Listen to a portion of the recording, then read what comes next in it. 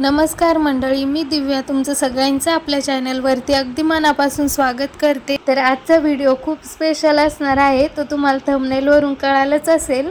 तर आपण किचनची साफसफाई तर करतच असतो, पण बेडरूमची आणि हॉलची साफसफाई करणं पण तितकंच गरजेचं आहे।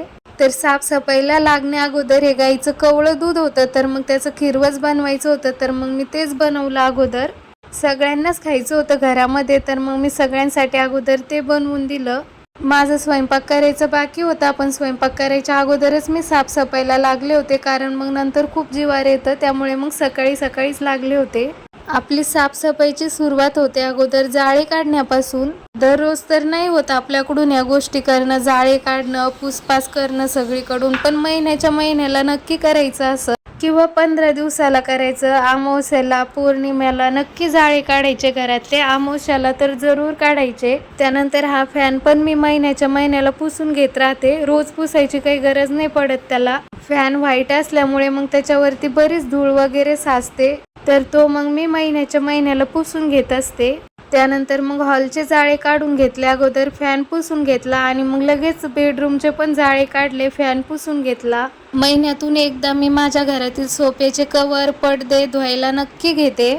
आपण रोजची साफसफाई करतो, पण पडद्यामध्ये, सोफ्याच्या कव्हरमध्ये खूप मळ आणि धूळ साचलेली राहते, ती आपल्या डोळ्यांना दिसत नाही। म्हणून आपण ही एक छोटी सवय लावली ना, तर याने खूप फरक पडतो। जेव्हा आपण हे सगळं धुतो ना आणि परत लावायला घेतो ना, तेव्हा घर एकदम फ्रेश आणि क्लीन दिसतं। आणि खरं सांगायचं ना, तर एवढं केलं ना तर घराचा कम्प्लीट लुक खूप चेंज दिसतो। म्हणून या गोष्टी महिन्यातून एकदा नक्की करत जा, खूप उपयोगी आहे।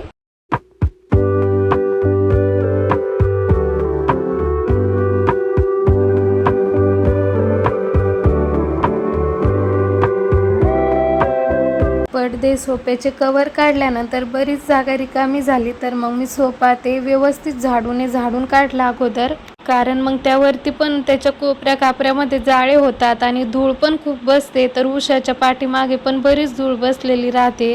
रोजच्या रोज तर काही होत नाही आपल्याकडून या गोष्टी करणं, पण महिन्याला एकदा नक्की करायच्या अशा गोष्टी। असं केल्याने आपलं घर नेहमी स्वच्छ दिसतं आणि आपल्याला मग जास्त मोठी क्लिनिंग करायची सुद्धा गरज पडत नाही। असं जर आपण सारखंच करत राहिलो तर महिन्याला रोज तर नाही होत, म्हणजे 8 दिवसाला पण नाही होत, तर महिन्याला नक्की करत जा असं। त्यानंतर मग लगेच घर पण स्वच्छ झाडून काढले। सोफ्याच्या खाली महिन्यातून एकदा तरी कोपऱ्यातील धूळ साफ करणं खूप गरजेचं असतं। रोजच्या साफसफाईत काही भाग राहून जातात, म्हणून एकदा असं घर फुल झाडून घेतलं ना, तर घर एकदम क्लीन वाटायला लागतं। आणि मग रोजचं नुसतं असं आपलं वरून झाडून घेतलं तरी चालतं। महिन्यातून एकदा तरी मग मी हे सोफे सरकून, सोफ्याच्या पाठीमागून असं झाडून काढत असते। आपल्याला वाटत नाही की आपल्या घरामध्ये एवढी घाण निघत असेल, पण मग आपण जर काढलं ना असं कोपरा, तर मग बरीच घाण निघते घरामध्ये। त्यानंतर मग मी बेडरूम मधले बेडशीट, उशांचे कवर ते पण महिन्यातून एकदा धुवायला घेते। त्यानंतर मग बेडरूम पण अशी स्वच्छ झाडून घेतली।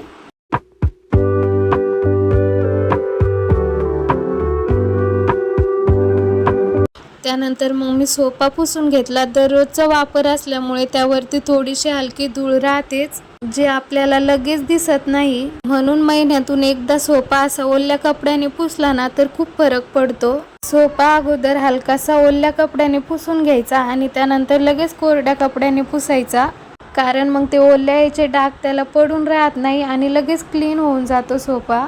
तर बघा, मी सोफ्याचे असे कॉर्नर्स, वरचा भाग असं महिन्यातून एकदा का होईना असं पुसून घेत असते। हे फोटो वगैरे सगळंच पुसून घेते मग मी। असं केल्याने सोफा एकदम क्लीन आणि फ्रेश दिसायला लागतो। त्यानंतर मग हे पडदे काढले, तर मग हे पडदे अडकवायचं असतं, तर त्याला पण थोडेफार जाळे, धूळ झालेली असते, तर ते पण मग मी लगेच पुसून घेतलं। त्यानंतर मग ही खिडकी पण साफ करून घेतली। त्यानंतर मग मी सर्व घरातील दरवाजे, खिडक्या हे पण पुसून घेते। आपल्या घराचा मुख्य प्रवेशद्वार कधीही स्वच्छ आणि सुशोभित असला पाहिजे, कारण इथूनच आपल्या घरामध्ये लक्ष्मी येते। आपण जसं एखाद्या ठिकाणी गेलो तर आपल्याला तिथे छान वाटतं, तर मग आपलं मन रमतं तिथं, तर आपण तिथे थोडा वेळ घालवतो। तसंच आहे हे पण, आपलं घर स्वच्छ आणि नीटनेटकं असेल ना, तर आपल्या घरामध्ये लक्ष्मीचा अखंड वास राहतो। त्यानंतर मग हा टीपॉय पण व्यवस्थित पुसून घेतला। हा तर दर महिन्याला नाही, प्रत्येक 1-2 दिवसाला पुसून घ्यावा लागतो, कारण मग त्याच्यावर जर धूळ बसली ना तर तेव्हाच दिसते ती. त्यानंतर मग मी बेडरूम मधला बेड पण पुसून घेत असते पूर्ण दर महिन्याला. खरं सांगायचं ना तर आपलं घर स्वच्छ आणि नीटनेटकं असलं ना तर खरंच खूप छान वाटतं आणि आपलं मन पण खूप छान रमतं घरामध्ये. असं असलं ना घरामध्ये की सगळ्या प्रत्येक वस्तूवरती धूळ साचलेली, इकडे तिकडे कचरा, कपडे पडलेले, व्यवस्थित आवरलेलं नाही, तर यामुळे घरामध्ये खूप निगेटिव्ह एनर्जी येते. त्यामुळे मग आपल्याला असं काही करायची पण इच्छा होत नाही. त्यामुळे प्रत्येक महिन्याला जर तुम्ही अशी साफसफाई केली आणि रोजचं वरच्या वर थोडंसं एखादा हात फिरवला ना तर होऊन जातं. आणि एखाद्या वेळेस आपल्याकडे कोणी अचानक कोणी नवीन पाहुणे वगैरे जरी आले तरी सुद्धा आपल्याला काही वाटत नाही. मग आपलं घर स्वच्छ आणि असं नीटनेटकं असलं तर. त्यानंतर सगळ्यात जास्त खराब होणारी गोष्ट म्हणजे ते बटन्स. हे पण आपल्याला प्रत्येक महिन्याला पुसून घ्यायचे. जर पुसून नाही घेतले ना तर मग त्यावरती असेच काळे डाग पडते आणि ते दिसायला पण चांगले दिसत नाही. सगळ्या वस्तू पुसून झाल्यानंतर मग आता बारी येते ती म्हणजे फरची पुसण्याची. तसं तर फरची आपण रोजच पुसून घेत असतो, पण मग प्रत्येक महिन्याला असं सोप्या खालून काने कोपरे सगळं पुसून घ्यायचं आणि मग रोजचं असं वरून वरून पुसलं तरी सुद्धा चालतं. फरची पुसण्याच्या पाण्यामध्ये नेहमी हळद आणि खडा मीठ घ्यायचं, याने खूप पॉझिटिव्ह एनर्जी येते घरामध्ये. आपण झाडून काढल्यानंतर कचरा तर रोज भरतो सुपलीमध्ये, पण मग तिला कधी स्वच्छ धुवून काढत नाही. त्यामुळे महिन्यातून एकदा का होईना सुपलीला असं स्वच्छ घासून आणि धुवून काढायचं. अगोदर सकाळी सकाळी मी फरच्या वगैरे सगळं पुसून घेतलं, जाळे वगैरे सगळं काढून घेतलं. कुणी आलं तरी सुद्धा काही हरकत नाही. ना ते एखाद्या वेळेस काय होतं, आपण सगळा पसारा काढून बसतो आणि कुणीतरी अचानक येतं तर मग आपलं सगळंच राहून जातं. त्यामुळे मग मी आधी ते कामं करून घेतले आणि त्यानंतर मग आता पडदे, सोफ्याचे कवर धुवून काढले. सोफ्याचे कवर आणि पडदे, बेडशीट ते धुतेच मी प्रत्येक महिन्याला. त्यासोबतच मग अंगावर घेण्याचे ब्लँकेट, टॉवेल, पायपुसण्या हे पण प्रत्येक महिन्याला धुवून काढते.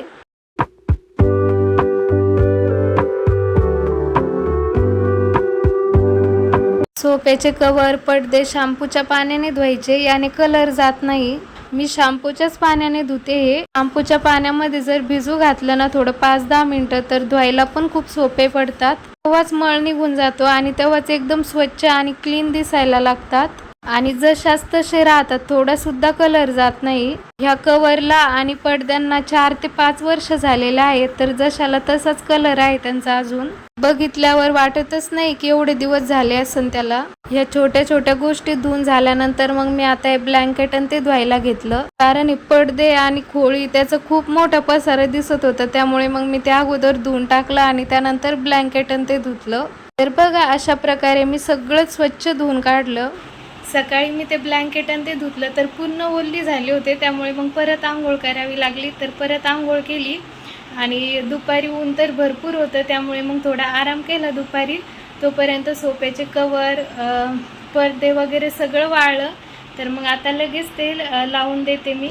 तर चला, ऊन तर इतकं पडायला लागलं ना आता. तर मी 10:30-11ला धुतलं होतं हे सगळं, तर 1 वाजेपर्यंत पूर्ण वाळलं होतं. आपण हे सगळं काढतो धुतो, पण लावायच्या वेळेस तर खूप जिवार येतं. आज लावू उद्या लावू असं जर केलं ना तर ते तसंच पडून राहतं 1-2 दिवस. त्यामुळं मग ह्या गोष्टी जेव्हाच्या तेव्हाच करायच्या. अगोदर मी हॉलमधलेच पडदे, सोफ्याचे कवर, उशांचे कवर ते लावून घेतलं. सोफ्याचे कवर कधीही घेताना असे ब्लॅक, कॉफी कलर असेच घ्यायचे, कारण मग ते आपल्याकडून एखाद्या वेळेस जर धुणं नाही झालं तरी सुद्धा ॲडजस्ट होतं. व्हाईट, पिंक कलर घेतला की तेव्हाच ते मळलेले सारखे दिसतात आणि मग ते आपल्याला सारखं सारखं वॉश करावेच लागतात. मग त्यामुळं कधीही थोडे असे मळखौस कलर घ्यायचे.